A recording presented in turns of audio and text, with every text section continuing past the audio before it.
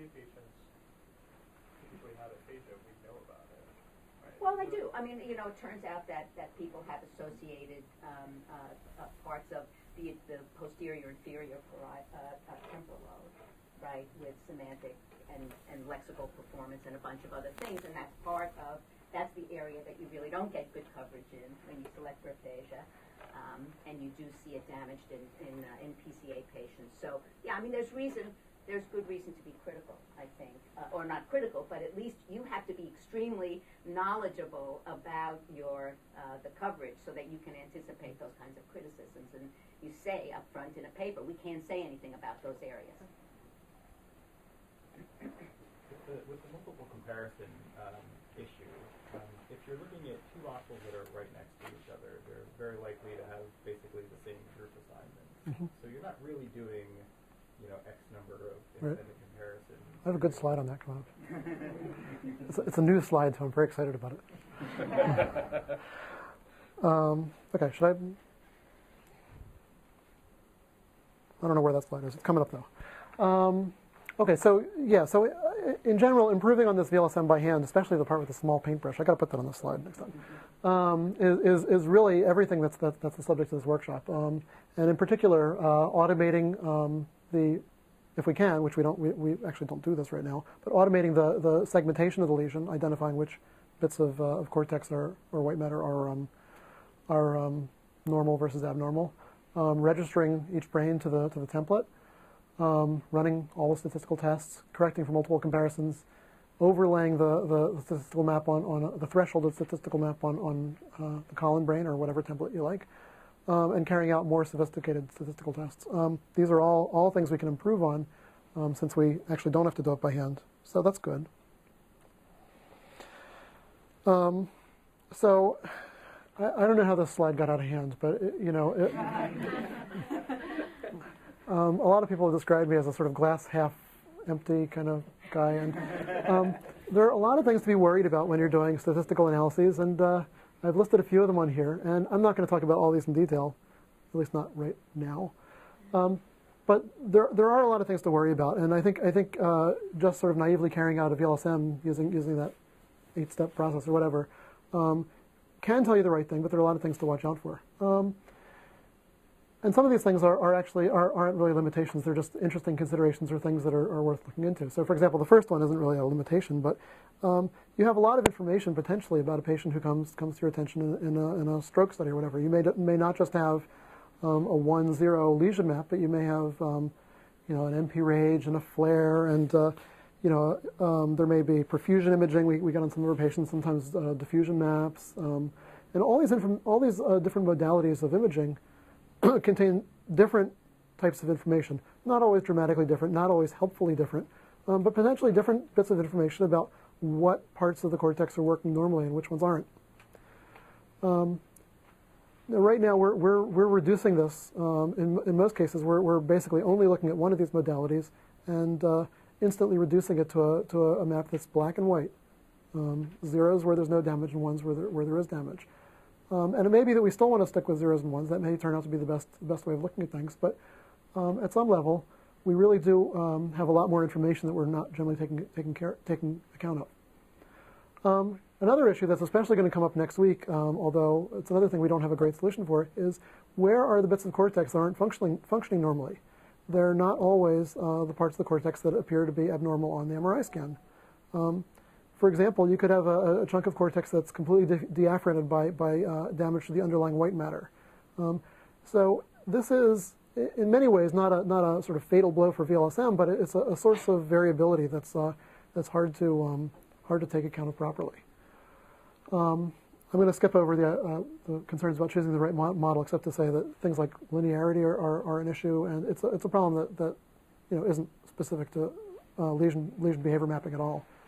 Lots of other considerations I've already mentioned, including whether you're going to do voxel based, as in a small grid, or ROI based on some kind of region that you've defined in some other way.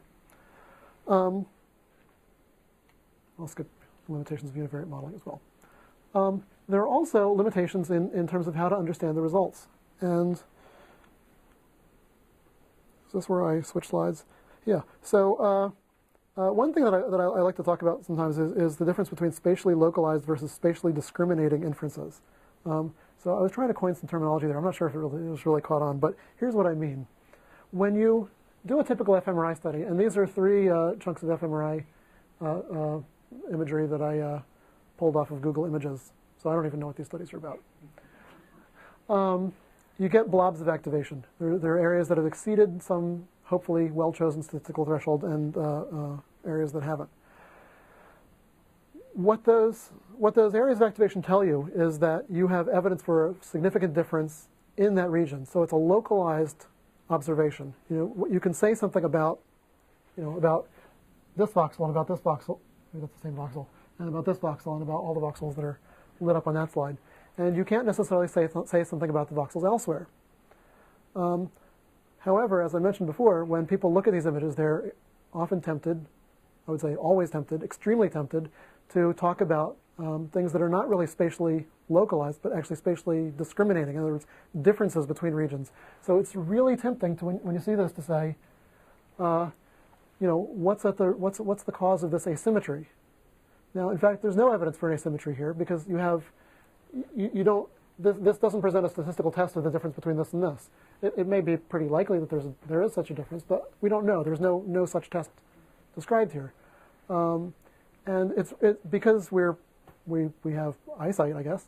It's very easy to really overinterpret the spatial patterns we see on these maps, and basically to confuse what's spatially localized information about what happened in this voxel, with information that's spatially discriminating.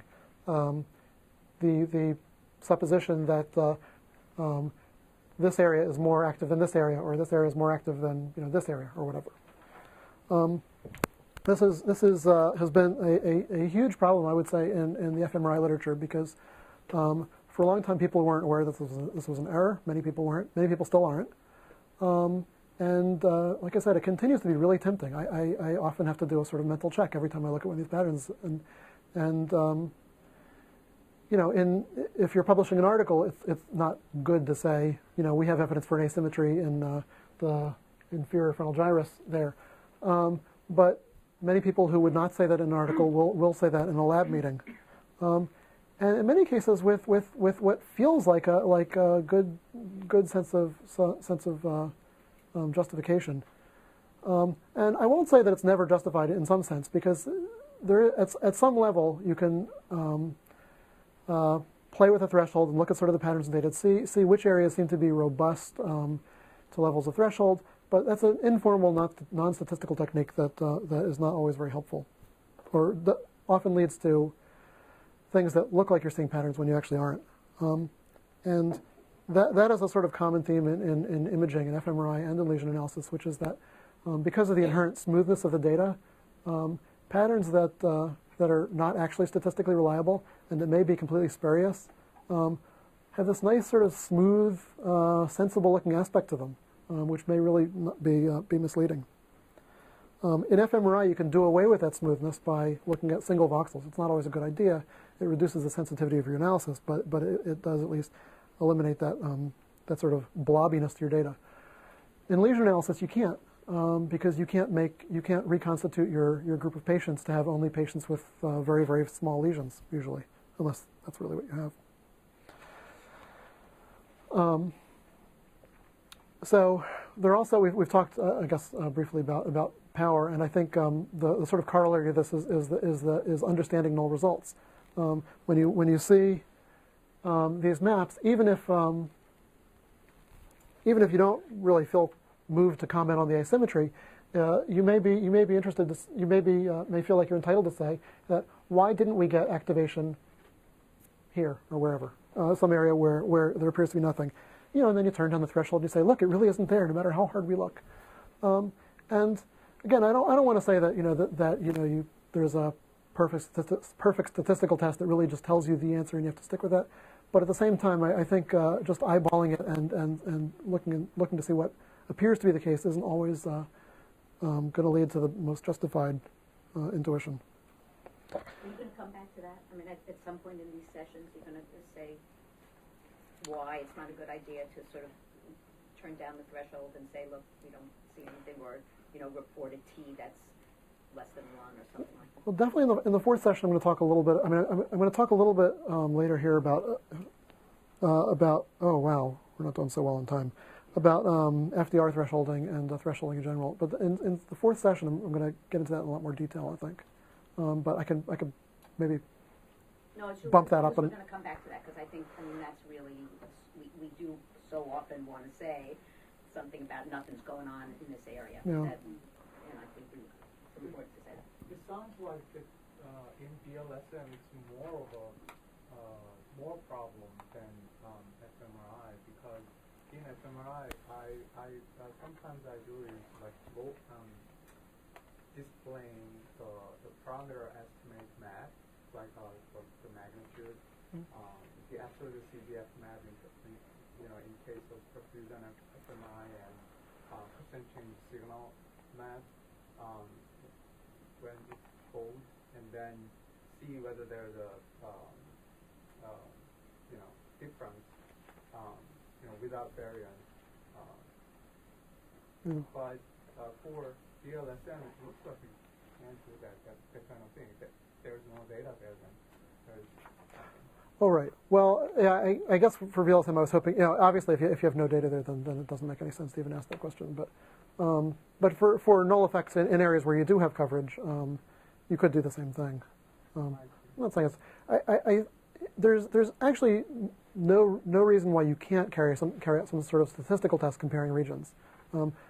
Nobody does that, and there's probably pretty good reason in fMRI not to do that. Well, good, not great reason to do that in fMRI. In VLSM, it seems like it's a little more practical to look for differences between regions and how reliable their effect with behavior, how reliable the relationship with behavior is. I don't think our software does that particularly well, but it's potentially doable.